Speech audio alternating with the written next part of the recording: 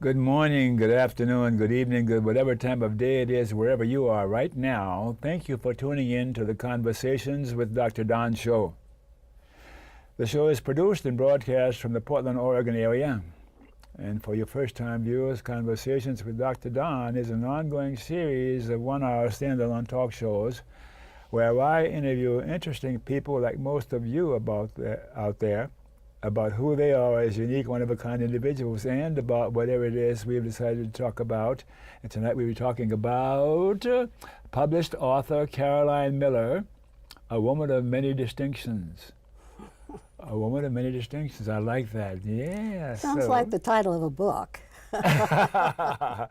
Have you written that book yet? Well, I might. Sounds like a good idea.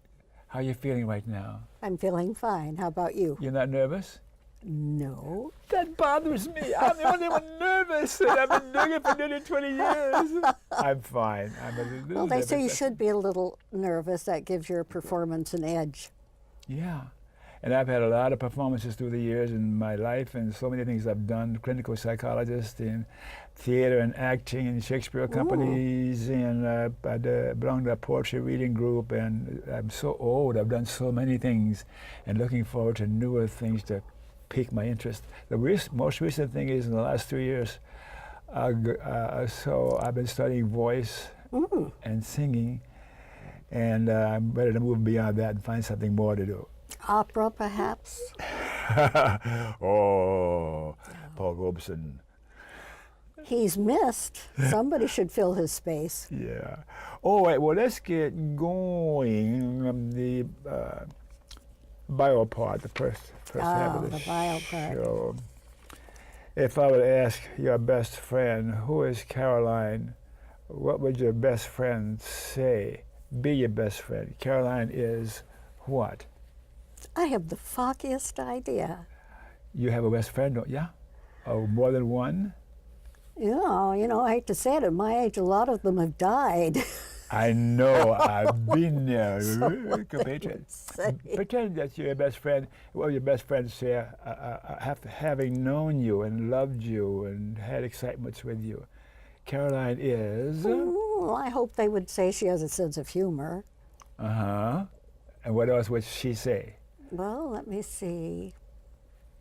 I don't know. I really don't think about myself in the third person. I just don't. Sure, you bet. Jen, you told me you wouldn't tell me when you were born, but where were you born? Well, now that's an interesting question, because I was born in the Panama Canal Zone. You're a foreigner. I was born about 8 or 9 or 10 days after John McCain. Mm-hmm. We were both born in the same hospital. We were among the first 5 children in the new hospital.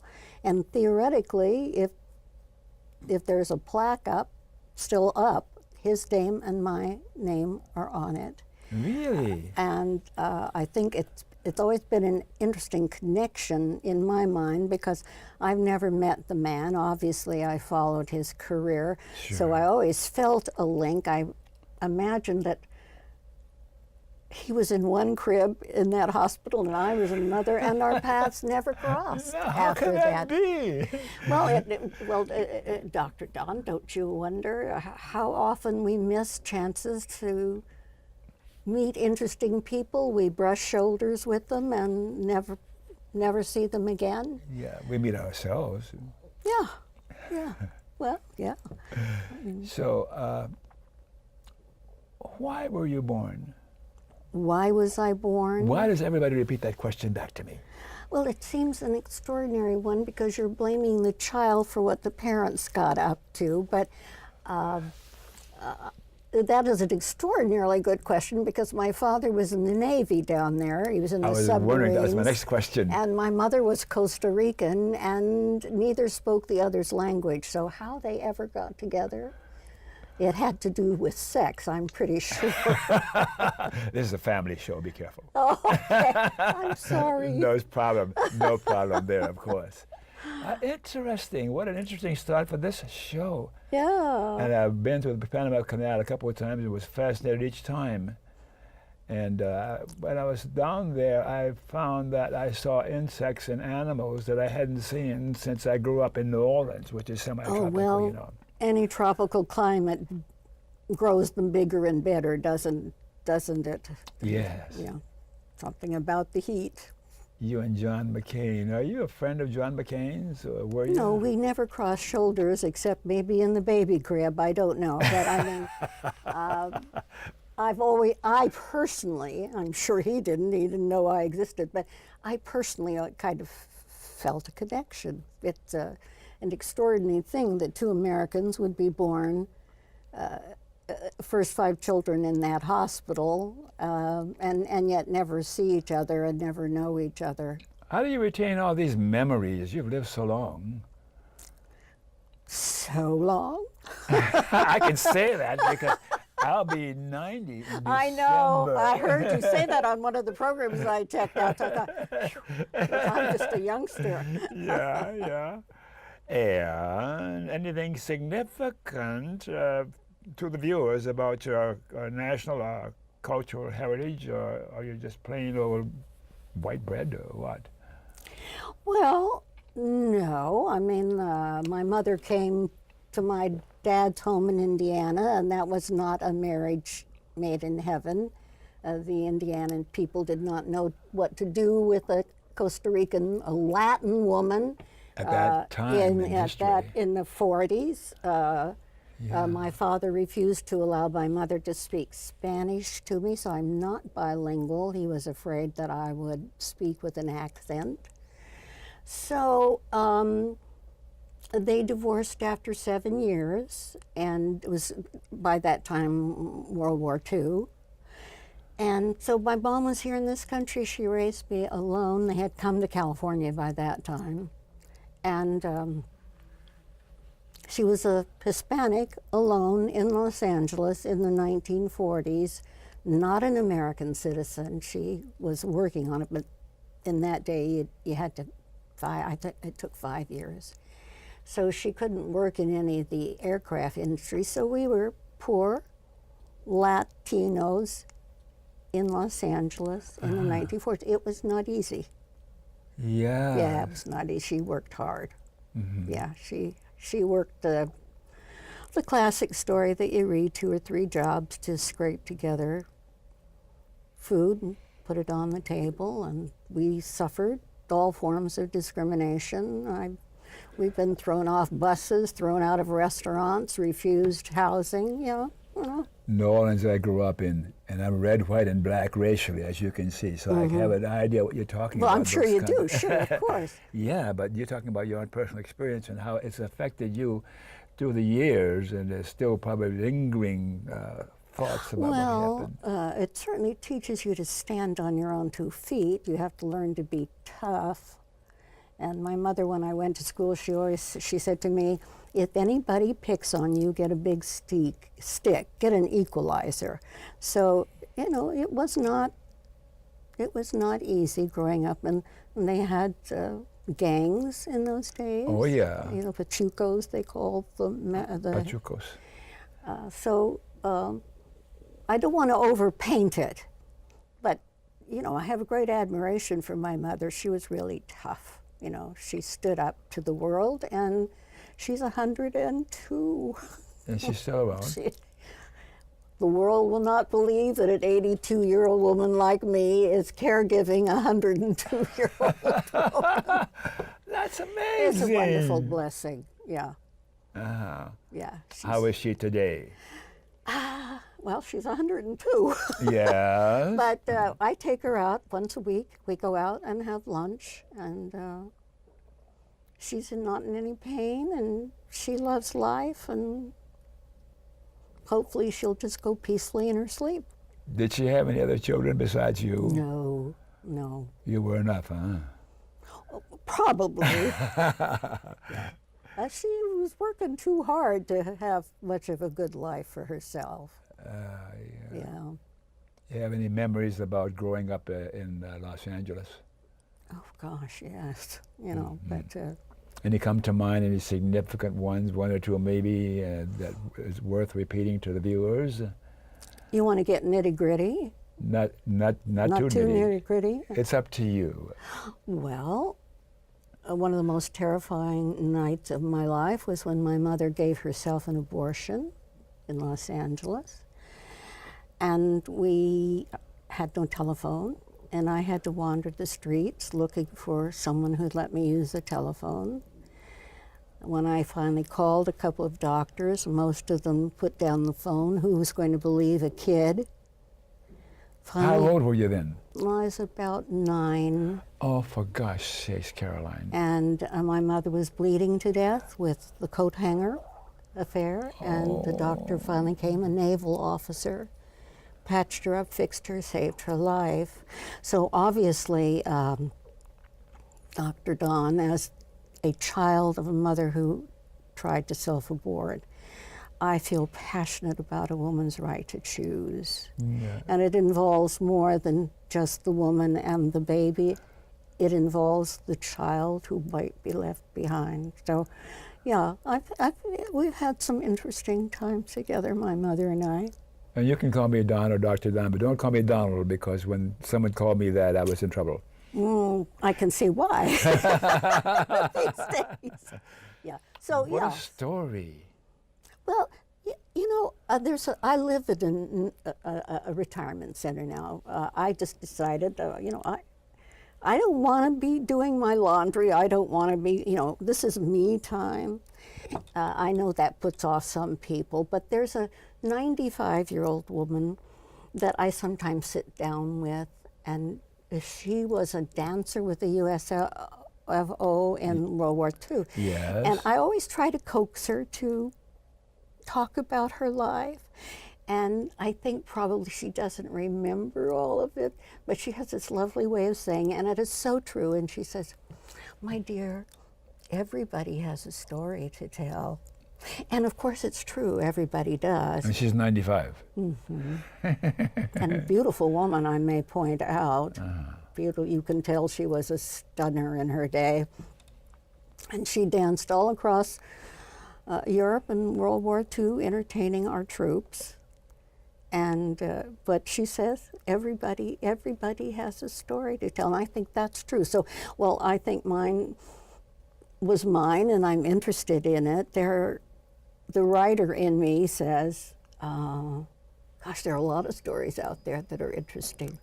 How did you decide to write the way you do today? And you had it Well, I always published? wanted to write, but I never had the confidence to think I could live off my writing. So I did the many faces or the many careers until I reached the ripe old age of, I think I was 72, and I had a couple of novels I'd been working on, and I mailed them off just as I was going to have 2 hip surgeries.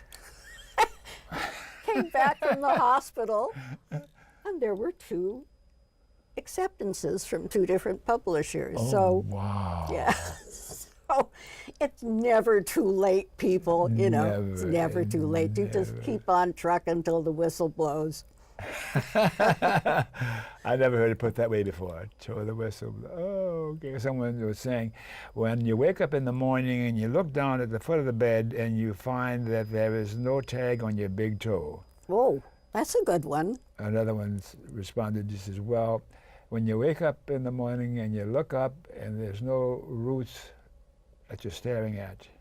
There's no Roots. roots. Whoa, you've been there I got too a long laugh. for that. That's enough of that. That's the end of my funny stories. So and a religion. Do you have a religion? Do you ever have one?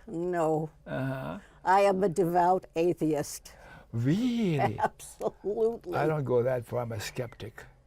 Oh, well, I'm an people fudge. Of But course. in of course. my, look, I believe, or I know what I know, and what I don't know, I don't have a comment about. Mm-hmm.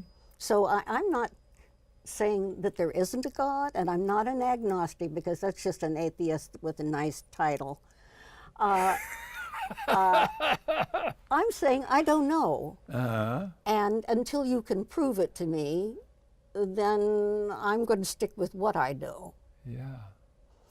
And I have found, Dr. Don, that, gosh, it's not going to be a family show, that religions are very largely patriarchal. Yes.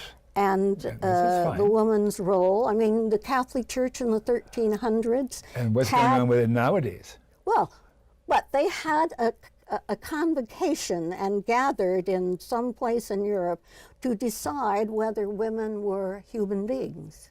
We won by one vote.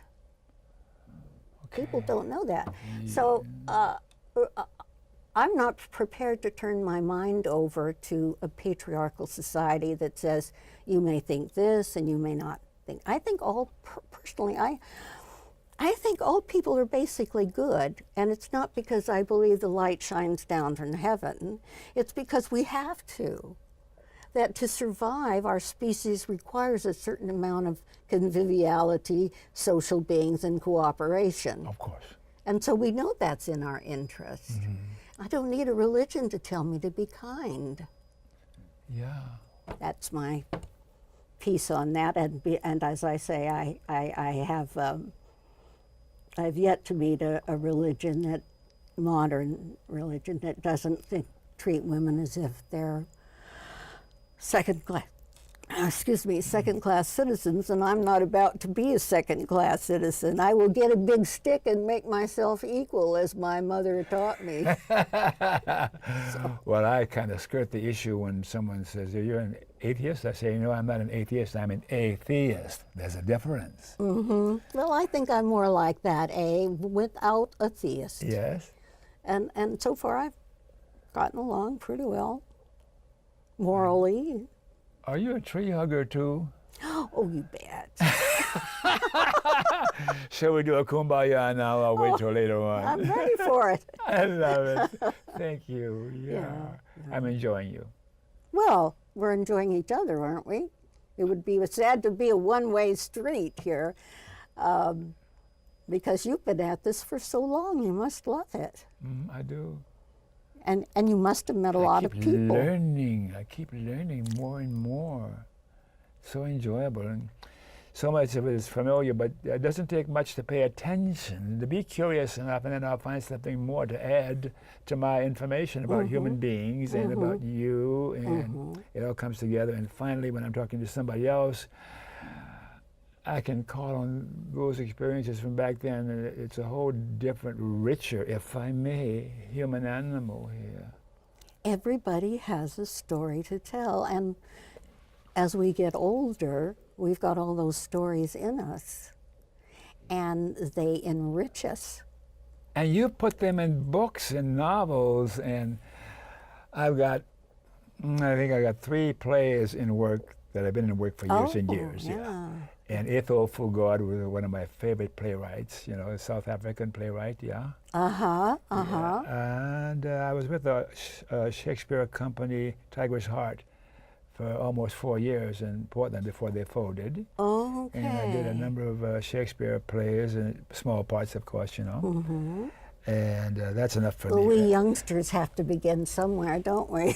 But that's the fun of always learning. We're always learning, and we learn so much from each other. That's... It's amazing to me. Occasionally I meet somebody who says, I'm bored with life. How can that be? I don't know. That is... I don't know. But, life is just this rich plum, and you just keep eating through it till the end, till it closes. I'd like to ask you a question. Of course. All right. Would you rather be young or old? I'd rather be the age that I am. Yes. Yes, absolutely. Yes, because some of this other stuff that we think is valuable when we're young, we learn isn't valuable. But the experiences we've had are treasures. And there's a recalibration, if I may, periodically, whether it's conscious or otherwise. I realize I'm looking at how has it been, what's it like, and then at some point in time in my years, I recognize I'm looking at the remaining years. And that's interesting. I wrote my goodbye message about 5 years ago. Your goodbye message. Yeah. Oh, you're ahead of me. Okay. Yeah, and it's interesting. It's delightful, and I find it's. Maybe a couple of years ago, I'll glance at it again because it's on the Got something else to say. Yeah, and it still fits. Like, what's important? Those kinds of philosophical questions, and what's interesting is, in particular, with what's important, what's it all about. Be nice, boy. That Mama said to me when I was a little kid. I'm the 12th child, you know. Oh my, no, I didn't know that. Be nice. And I thought about it, and I think about it again and again, and there's a little more meaning to it as the years have gone by. Well, as the 12th child of a 12th child family, you had to be nice with all those brothers and sisters that And they keep you all in thought they were line. Mama or Papa.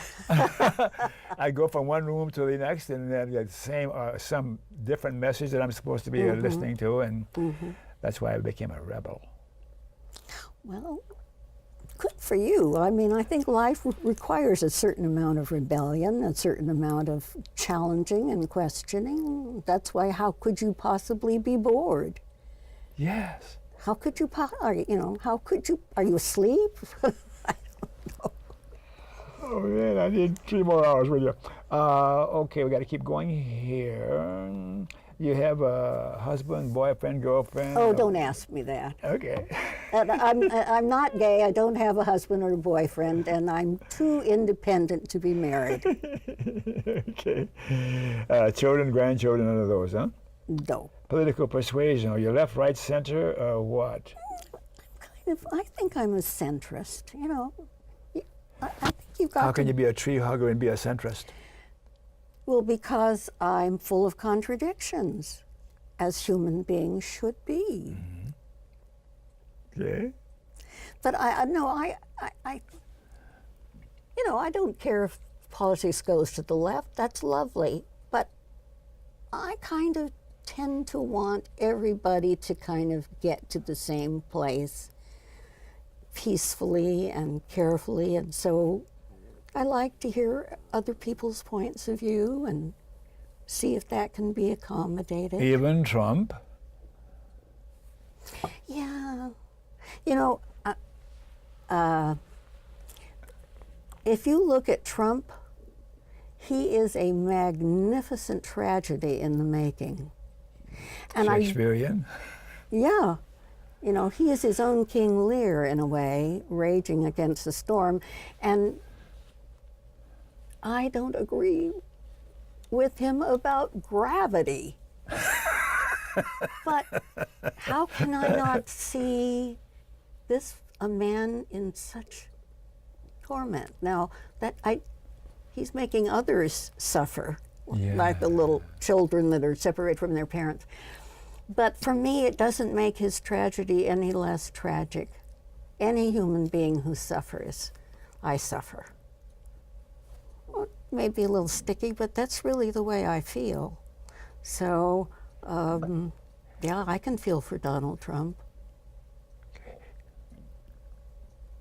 I paused for a moment to let that linger for a moment. I've not had someone say what you just said to me about Donald Trump, and it's the kind of thing I will dwell on tonight before I go to sleep, probably at least for a few minutes or so, to have me look at my philosophy about being kind to even unkind people, and looking at Trump, besides being a personality disorder and a deeply troubled human being. Indeed, he is not well, and I'm not as trained as you are, but you know, I can see it, I can feel it. Somebody said to me once, who was very wise, everybody does everything or does what they do for a good reason. I mean, have you ever heard, Genghis Khan would not come on this program and say, I'm slaughtering all those people because I like it. You know, there is always some good that they're trying to do. Hitler, God, you know, trying to perfect the human race. We all fool ourselves about a are evil, and so we don't see it. And it takes someone outside to see that. And I'm just not going to hate anybody. People suffer. They all are in their private hells. And what we're here for in this world, I guess, is to kind of help each other. Now, some won't take help, some you can't help, and Donald Trump is one of them. But that does not make me happy about him or for him, or I am not going to dance on his grave. Just not going to. It's sad. Okay. Memberships in political, social, or civic organizations, any of those come to mind that would be of interest to the viewers? And some people have some people have none, some people have a whole collection of them. Well, I'm very proud to have been a member of the labor movement. I'm very proud. I think I was the first only woman parliamentarian at their conventions. I'm very proud that they gave me an award for they gave me an award for something, I don't know, but they took it back because they closed the whole process down. You closed it for them. But, you know, I guess they decided after me to stop giving it. I don't know. But I'm very proud to have been a member of the labor movement. That's important to me. Yes. I headed a teachers union. That was one of my faces. And I mean the real union, the AFL-CIO, the Walter Reuther. AFL. That's a wonderful group of people. Yes. Persons from the past or alive today that you look up to or looked up to. Any names come to mind for you? I've got a collection through the years of my favorites that I've looked up to, admired. I tend to like artists. Yes. Oh heavens, yes. What can I say? I love Abraham Lincoln. Mm-hmm. I recall, as an adult woman in her 40s who'd never been to Washington, D.C., I was in an AFL convention, and I walked up to Abraham Lincoln's statue, that big, and it's a statue. I cried my eyes out. I was so moved by this man and what he'd done for our country. So Abraham Lincoln will be the politician I love. Yeah. I want to allow enough time for the second half because there's so much I want to talk to you about. So let's take a break, and then we'll come back in a couple of minutes. Okay, Mr. Director?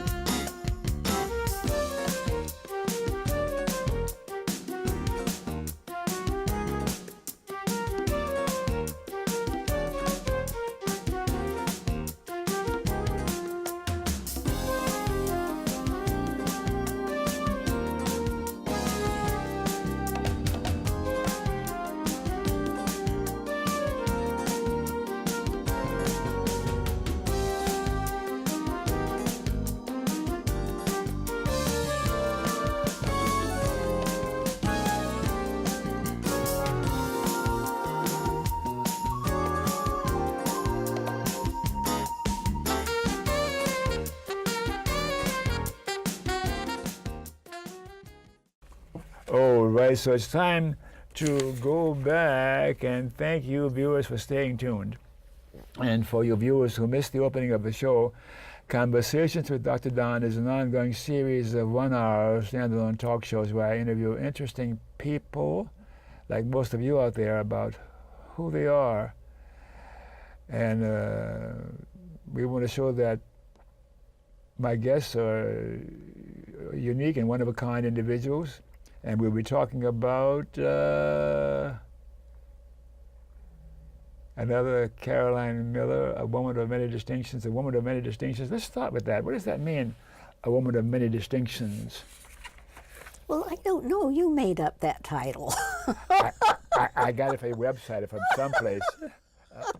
Because it's true, you're a woman of many distinctions, and it's coming out more and more as I get a chance to visit with you personally. And it shows in your eyes. Well, many distinctions. You know, like any normal person, I've had many careers, and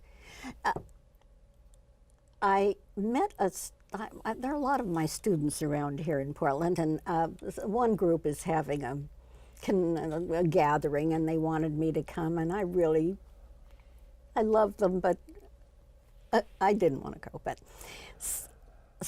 one of them wrote me, and she said, Miss Miller, I just want to thank you for how hard you worked for us.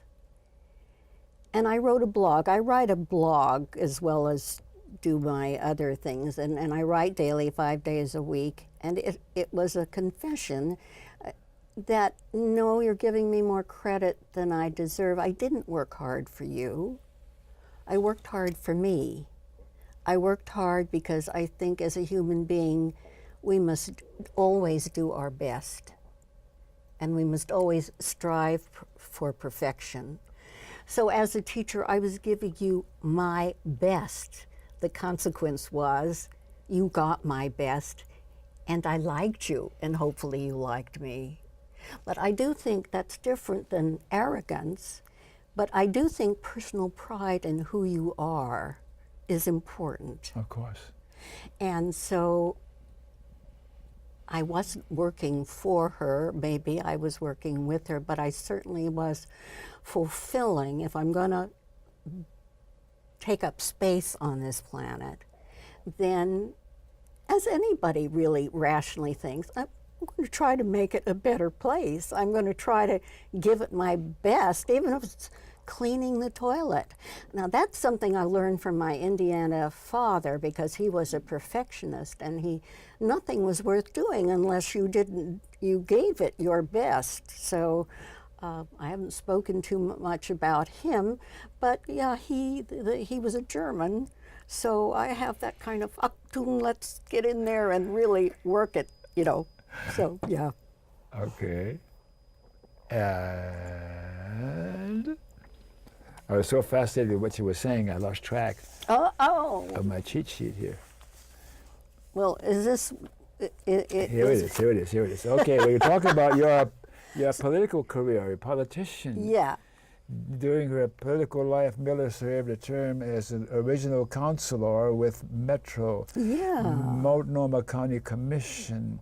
Will you talk about that for a bit? Well, if Metro was fun, because this was suddenly a government that was created. You know, I mean, people just went to the polls and said, we're going to have a new level of government over it. Mm-hmm. And I ran and I won. Well, now here are 12 counselors who've never met each other, and we are now going to form a government. Now tell me that isn't fun. You know, it had no history, no, traditions. And Rick Gustafson was the director, and he made the mistake of making me head of the Committee on Employee Rules. Well, you don't put a labor person at the head of employee rules. And they were wonderful, and we never had to have a union until I left, Rick left, and a new person came on, and times got different. But so it was fun to form a government from scratch. Yeah, that was great. A government, you said Metro. What does Metro mean? Metropolitan Service District is that versus it does land government. Yeah, it does land use, air quality, things where when nature doesn't understand boundaries, lines. And Metro doesn't just include Portland proper. Oh yes, Washington County,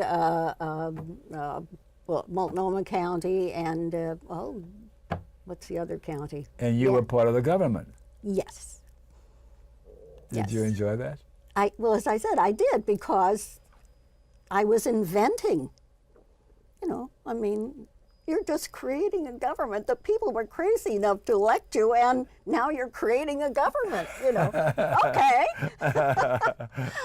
And then someone wanted me to run against a gentleman named Dan Mosey, who was considered a character on Multnomah County Commission. I don't know why I thought I could do any better than he, but I ran against him. He was considered to be impregnable. You couldn't defeat him, but his district had got turned around a little bit, and so he was vulnerable. So I ran against him, and I defeated him. He was, I think, Dan was Lebanese, and he was unique. And after I unseated him, he called me almost daily and tell me how to vote on things and so forth. I got to love that old guy.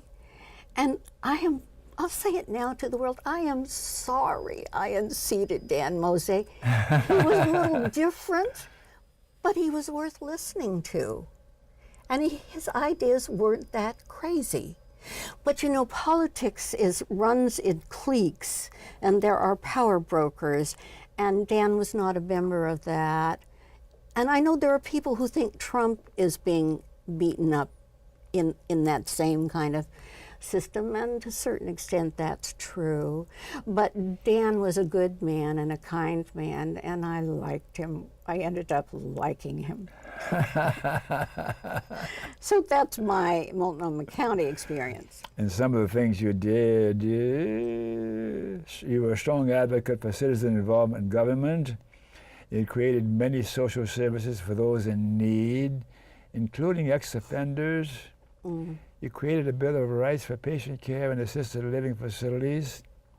You initiated a program for health care clinics in the schools in conjunction with Portland Public Schools. Your left-wing credentials are huge. Oh, they're huge, but don't believe it because I can't be trusted. And you headed the Portland Federation of Teachers.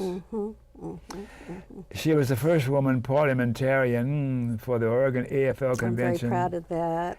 And was inducted into the Oregon Labor Hall of Fame. That's the award they took away from me, Dr. Don. I think it is so unfair.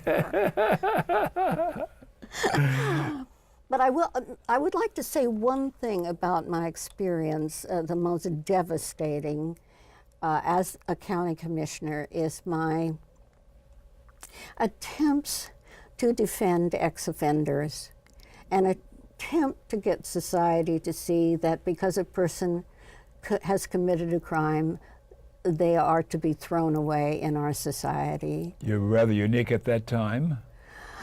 I probably am unique at any time because most people fear convicts or, you know, but there are people who've made mistakes. There are people who have made mistakes and they need to get back into society.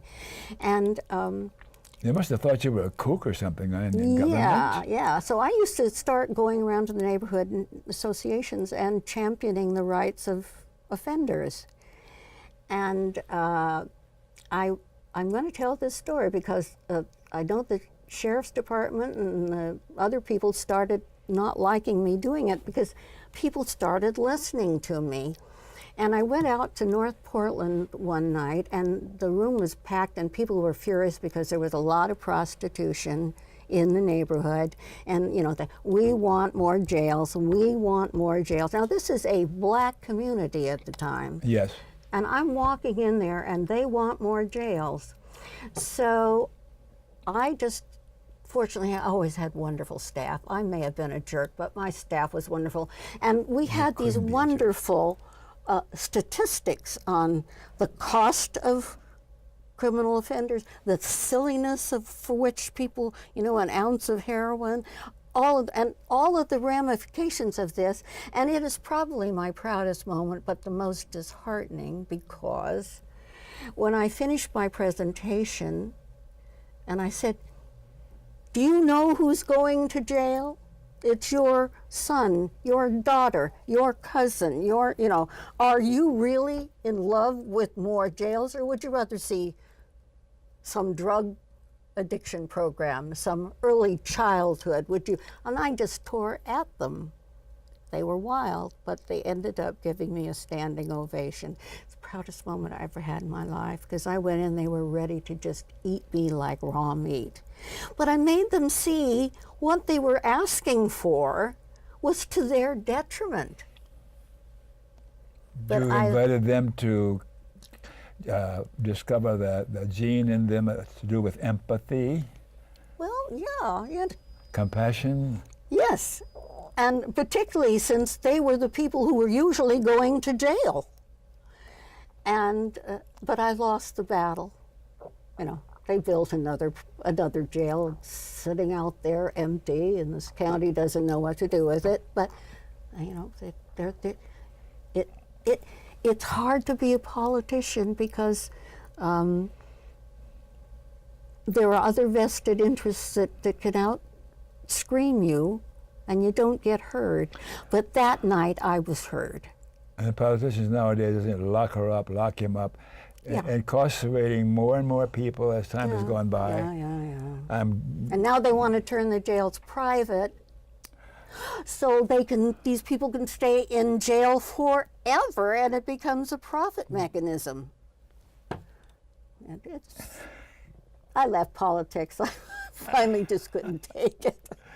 I think we should change our system of government and approach something like a Mondragon or some sort of democratic socialism, if I may, because capitalism is down the tubes as far as I'm concerned. Over generations and generations, we're having a wealth distribution is becoming more radical. And now I'm showing my true leftist, and I'm not a Stalin supporter. I'm having fun with you about that. So, you enjoyed your time as a politician? No. First of all, I think politicians we're all rotten. You can change the system, but you can't change human nature, and that's what you have to be aware of. And I noticed the first time I decided to run for public office, I changed inside. People stopped being people to me. They became resources. My friends either could contribute, or they could walk a precinct, or they could have a coffee for me. Politics is so self-centered and so indulgent that all you do is use people so that you can get to the next election and be elected again. And I decided that was a pretty toxic environment, so I got out. Weren't there a few politicians, at least on the national level, who were more altruistic than greedy or self-serving? I think they all start out altruistic and on the self-serving. I don't think people run for office to become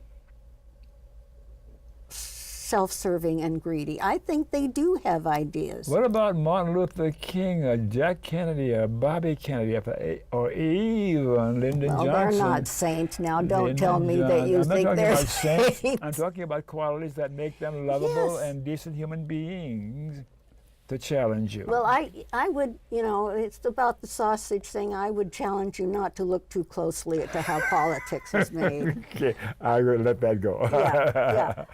But the altruism is there. But you have to become a user to succeed.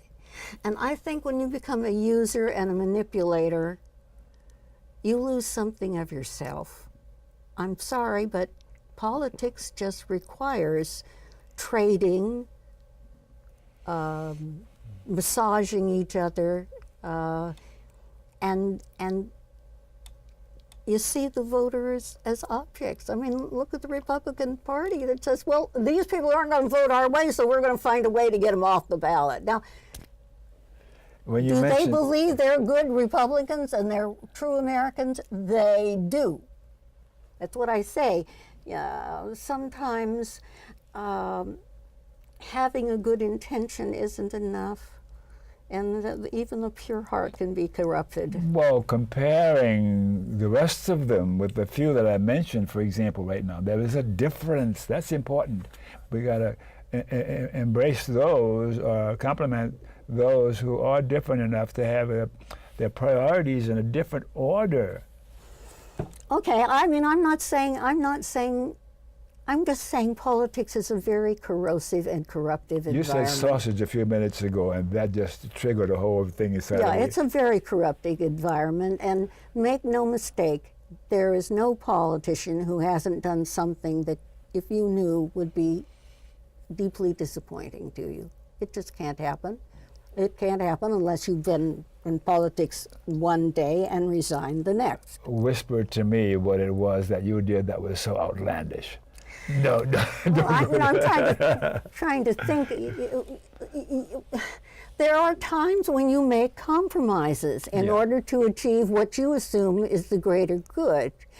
Over time, those compromises become real deep potholes. That's all I'm saying. So I don't believe there's any system that we as human beings can invent. There are better systems than the European socialist systems, if I may. Well, now we should discuss that, because I mean, Sweden is having its hard time, you know. Yeah. So. And because the time is running out, we need to spend a little more time talking about the other aspects of you and your as a writer, novels and stories. And why do you find it so enchanting to write novels? Well, I actually believe fiction is truer than history. People will say to me, "Oh, I never read fiction. I only read history and biography." But you know, and I can respect that. But you know, it's like the difference between a microscope and a telescope. Now, you can look at history and get the big picture, but fiction can pull out a thread and open it and examine it in a way that has nothing to do with the big picture, and can tell you so much more about human nature than the fact that Napoleon died in Moscow in his campaign. I mean, they're both valuable, but to decide that fiction that can explore the human mind in a very focused way has no merit makes me very sad. I've never heard it put the way you just put it just now. Thank you. Well, I told you I'm a little crazy. Politics did that to me. No, both are very, very important. Very important. So, stories, and what we're going to talk about. How did you decide to become a playwright? Oh, now that's a very interesting story, because everybody thinks it's my life. It isn't. When I was working at Reed, getting one of their degrees, Reed College. Reed College. Here in Oregon. Yes, right here in Oregon. You betcha, good school, great school. I was working, I was in a duplex, and the apartment next to me was 3 women sort of living together, a grandmother, a daughter who was paralyzed but had, I think, been a prostitute in her earlier days, and a young daughter who the mother, I felt, was sacrificing the daughter, forcing her into a nunnery to kind of atone for her sins. And the grandmother didn't want that to happen. So there was this humongous theater that they allowed me to come in and watch every night. Mm-hmm. And it was heart-rending, because to put it frankly, all each of them wanted was to be loved by the others. And they couldn't see it, and they couldn't do it, and all they could do was argue with each other about what was best for each other. And you could see what you're talking about. oh now. boy, I could see it, you know. And you can see things, but you can't heal them. You can see the disease, but you can't heal it. And I thought, this is a tragedy of Greek proportion, as these women claw at each other as they are scrapping for love. And so I just practically dictated from their own dialogue. And so in a sense, it isn't fiction, it is their lives. And I couldn't write it as fiction. I had to write it as a play because I saw it every day. It was so heartbreaking. We get into these little mazes and we don't know how to get out. And it got good reviews. Oh, yes. Well, one man who has been a thorn in my side for quite some time said, "I don't understand it." And I replied, "I believe you." So.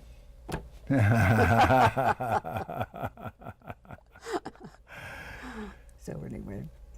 Yeah. So, to the idea, a woman of many distinctions, we've covered your political life to some minor degree, and being a novelist, and stories, and a playwright, and a teacher, and a labor person. A teacher, and what else do you want to talk a little bit about that's important to you, and you think my viewers would be curious about you, since we've covered a lot about you so far? What else do you think they would be curious for you to talk about? Well, I don't know. I think they should read my books. Yes, and talk a little about and watch my blogs and watch my YouTube videos. And how do they do that? www.booksbycarolinemiller.com. Say that again. www.booksbycarolinemiller.com. Uh-huh. Yeah.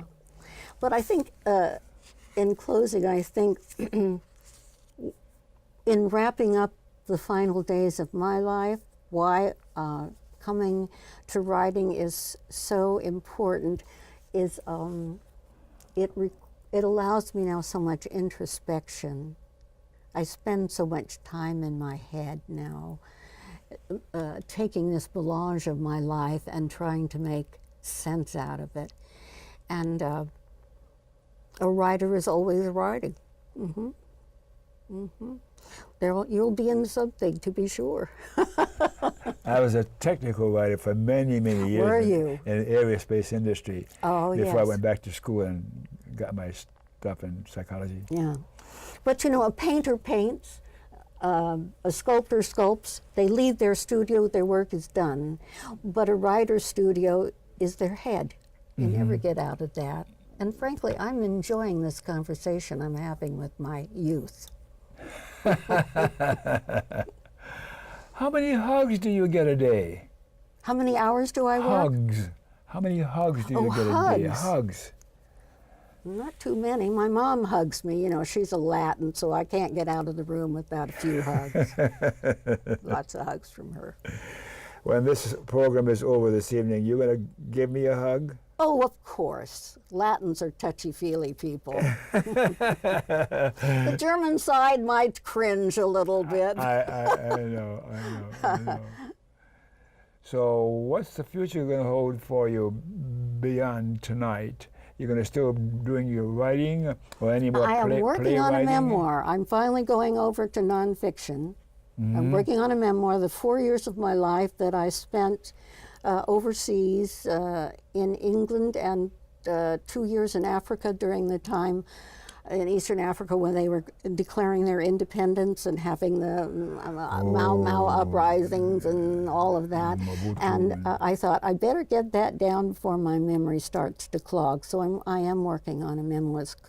I call it a portion of a life, and it's just 4 years of my life as a very young woman, as green as grass, a stranger in many strange lands. Yeah, so that's what I'm up to now. Take my hand, I'm a stranger in paradise. Well, not in paradise exactly. But it was interesting. Yeah, you've been a delight.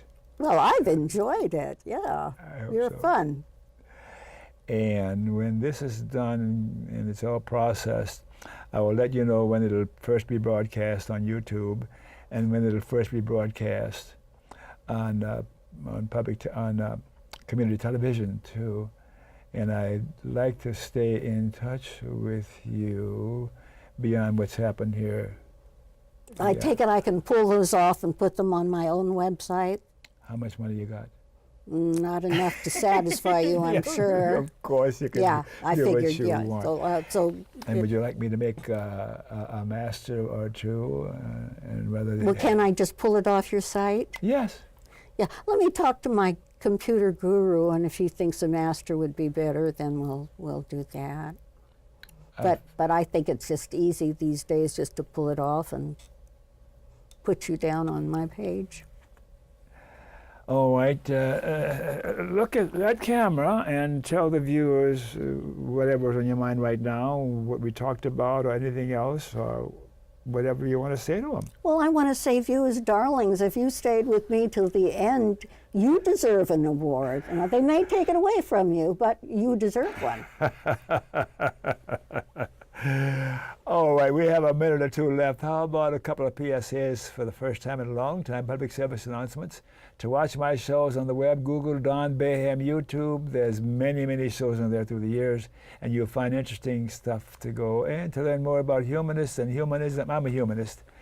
Go to the humanist website, www.americanhumanist.org, and there's a phone number to learn more about the Alliance for Democracy. That's a wonderful organization I belong to, political.